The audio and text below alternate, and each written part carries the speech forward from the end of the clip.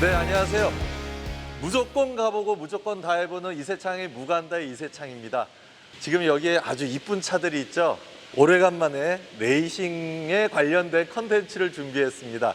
지금 있는 곳은 경기도 광주시에 있는 레이스카 제작소에 왔는데요. 요즘 나오는 경주용 자동차는 어떤 식으로 만들어지고 있는지 저랑 함께 봐주시고, 지금 제 앞뒤로 있는 이 이쁜 차, 이 이쁜 차들의 용도와 재원과 성능에 대해서 한번 알아보도록 하겠습니다.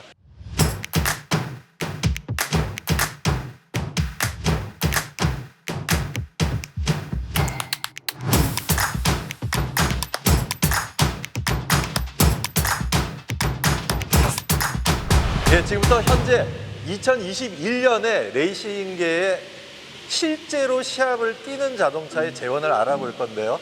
오늘 저희의 길라잡이를 해주실 분을 소개할게요. 본인 인사 좀 부탁드리겠습니다. 네, 안녕하세요. 퍼스널 모빌리티 대표 박순홍입니다. 반갑습니다.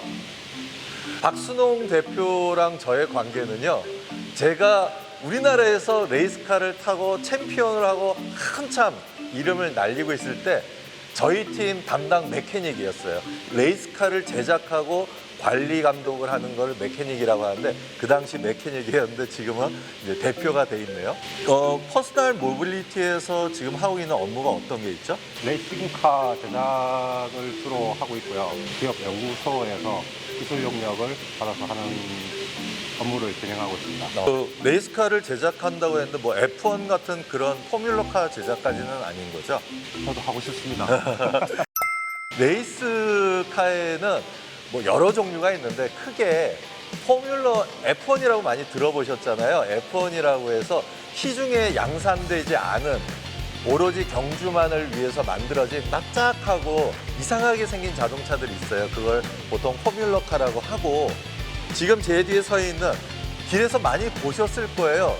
제니시스 쿠페, 젠쿱이라고 부르는 제니시스 쿠페를 양산된 자동차를 개조를 해서 시합 버전으로 만든 걸 투어링카라고 하는데, 지금 이제 박 대표님이 하고 계신 일은 이런 양산된 자동차를 시합차로 개조하는 일을 하고 계시다. 제가 레이싱계를 잠깐 떠나서 있는 동안에 많은 사람들이 그래요. 레이스카는 도대체 몇 킬로까지 나와요? 그런데 이건 몇 킬로까지 나온다고 얘기해 주면 좋을까요?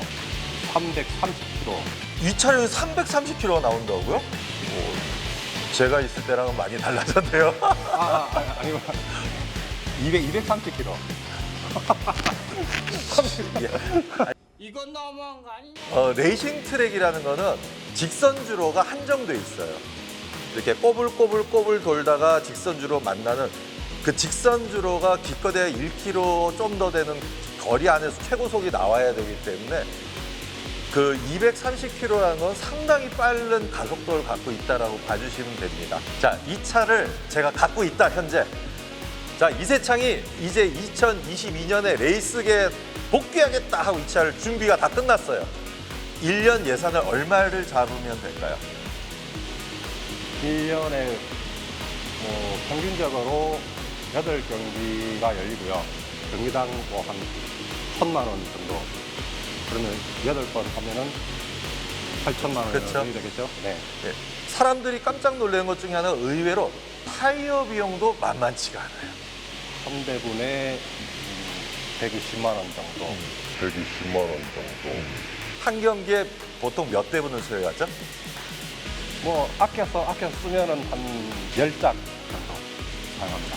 정말 아꼈을 때. 그럼 박 대표님, 지금 여기 있는 이 자동차는 바로 시합에 뛸 수 있는 건가요? 제작을 하고 있는 중이고요. 90%까지 완성이 됐습니다. 90% 정도 네네. 완성됐고. 그럼 지금부터 CJ 대한통운 슈퍼레이스 GT1 클래스에 나가는 자동차는 진짜 아니구나. 레이스카의 실제 내부 보시죠. GT1 클래스 제니시스 쿠페의 실내로 들어가기 전에 외관부터 확인을 할게요. 이 모양이 굉장히 독특하죠. 그런데 이게 철판일까요? 재질이? 철판이 아니고 재질이 뭐죠? FRP 재질입니다. 네. FRP예요. FRP이기 때문에 이렇게 들어보면 이렇게 가벼워요. 그리고 FRP이기 때문에 이 틀을 만들면 이런 디자인을 저희가 원하는 대로 할 수가 있거든요. 우리 때는 이 에어댐도 원메이커로 한 가지를 쓰게 만들고 그랬는데 요즘은 어떤가요? GT 규정 자체가 조금 완화가 돼가지고 뭐 차량의 폭이라든지 개조 허용치가 좀 완화가 돼서 뭐 디자인 자기가 구상하는 디자인으로 만들 수 있는 그런 여건은 됩니다. 네. 이걸 배기 덕트, 이 안 그 또 신선한 공기를 마시는 부분은 흡기 덕트 뭐 이렇게들 얘기하고요. 요 이제 얘기들 많이 하는 에어댐이라는 거예요. 그냥 왜 이렇게 날카롭게 이렇게 만들까? 많은 사람들이 또 물어요.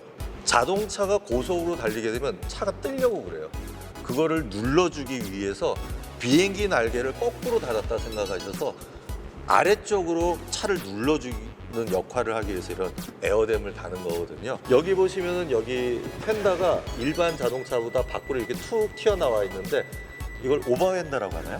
네, 맞습니다. 이 젠쿱에 오버핸드를 하는 이유가 있나요? 코너링 스피드를 올려서 빠른 랩 타임을 만들기 위해서 그렇게 하는 거죠. 자, 박 대표님이 생각하는 레이스카를 만들 때에 굉장히 중요하게 생각하는 요소 몇 가지만 말씀해 주세요. 일단 제일 중요한 부분은 아무래도 안전이라고 생각합니다. 안전이 이제 보장이 됐을 때 자기가 가지고 있는 역량이라든지 뭐 참여율이 더 높아진다든지 그런 식의 이제 단계가 있다고 생각합니다. 네. 이제 그다음 중요한 부분이 내구성. 과연 이 차를 가지고 레이스에 완주를 할 수 있는가도 중요하다고 생각합니다. 아, 정말 감회가 새롭습니다.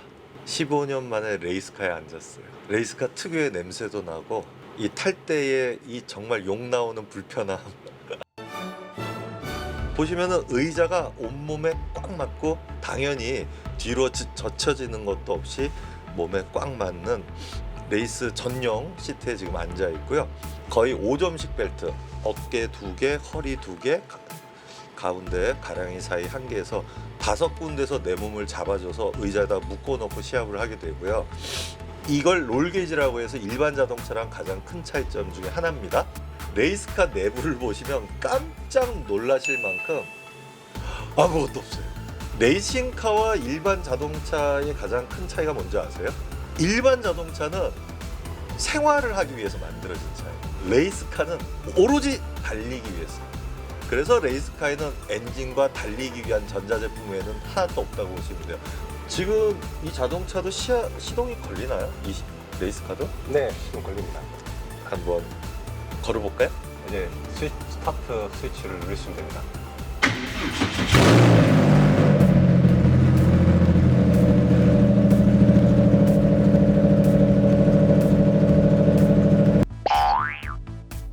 박 대표님, 이 차 왜 이렇게 시끄러워요? 지금 90%까지만 완료된 상태이기 때문에 네. 나머지 10%는 이제 배기 작업. 지금 시청자분들이 들으신 소리에 한 30%가 더 적을 거예요, 실제 소리는. 그렇지만 시합 차량은 일반 차량으로 상상할 수 없는 소리가 나요. 많은 분들이 또 그래요. 왜 레이스카는 그렇게 시끄러워? 그러는데 배기가 원활해야지 출력이 높아져서 배기구를 최대한 원활하게 하다 보니까 배기 소리 자체가 상당히 높게 나와 있고요. 그것 또한 경기 규정의 레벨 데시벨이 네, 있습니다. 소음 규정이 있습니다. 소음 규정이 있어서 어느 정도 소리까지는 맞추고 저희가 시합을 나가는 거라고 보시면 됩니다. 자, 내리려면요, 얘를 빼야 돼요. 고장난 거 아닙니다. 이게 없으면 못 내려요. 이렇게. I'll be back. 방금 실내를 보셨고요. 내리다가 깜빡했는데 이거 보시면 유리가 아니에요. 이 이유는 가볍게 하기 위해서. 엔진룸은 어떻게 생겼는지 궁금하시죠? 한번 볼까요? 자, 엔진룸을 개봉했습니다. 레이스카 엔진룸을 들여다본 일반인들이 굉장히 적어요. 만드는 팀이나 이런 메케닉의 손기술에 따라서 디자인은 조금씩, 배치가 조금씩 다르거나 형상은 다를 수 있지만 기본적인 건 거의 규정하에 똑같이 가고 있고요. 몇 cc죠? 3800cc입니다. 불필요한 부품들은 다 뜯어낸 거죠. 네, 그렇죠. 달리기 위한 거와 달리고 쓰고 하는 주요 부품들만 달려 있는데, 네, 우리나라 시합에 나가는 GT1 클래스의 제니시스 쿠페는 이 정도에서 마치도록 할게요. 차 너무 이쁘죠? 박 대표님, 이 차가 10년 전 정도에 탔나요?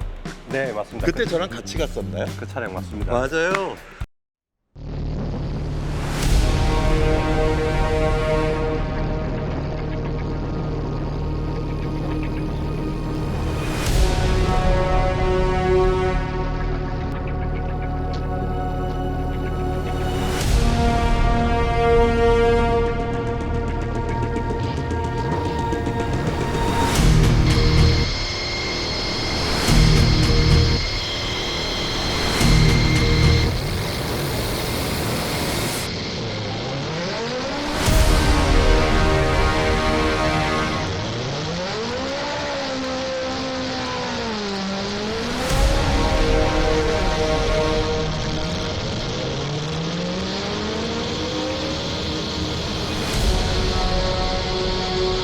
시합은 안 가죠? 네, 지금은 이제 주목적은 전시용으로 사용하고 있습니다. 조금 전에 보셨던 젠쿱은 투어링카. 지금부터 보여드릴 자동차가 포뮬러카에 해당된다고 보면 되죠. 예, 오로지 시합만을 위해서 양산으로 길에 다닐 수 없는 차체와 바디를 갖고 있는 차인데 이 차 소개 좀 해주세요. 몇 마력 정도 될까요? 야마하 1000 엔진이 올라가 있고요. 1000cc 엔진요? 네네. 차 크기에 비해서는 엔진이 굉장히 작네요. 11,500, 11,500rpm에 180마력 정도 출력이 나옵니다. 180마력. 네네. 이 차도 시동이 걸리나요? 네, 걸립니다. 한번 걸어봐 주실래요? 네.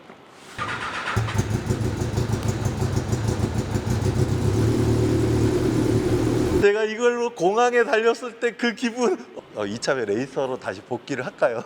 제가 좀 싸게 해드리겠습니다. 네, 싸게 얼마. 지금 제 옆에 딱정벌레 같은 너무 이쁜 차가 있죠?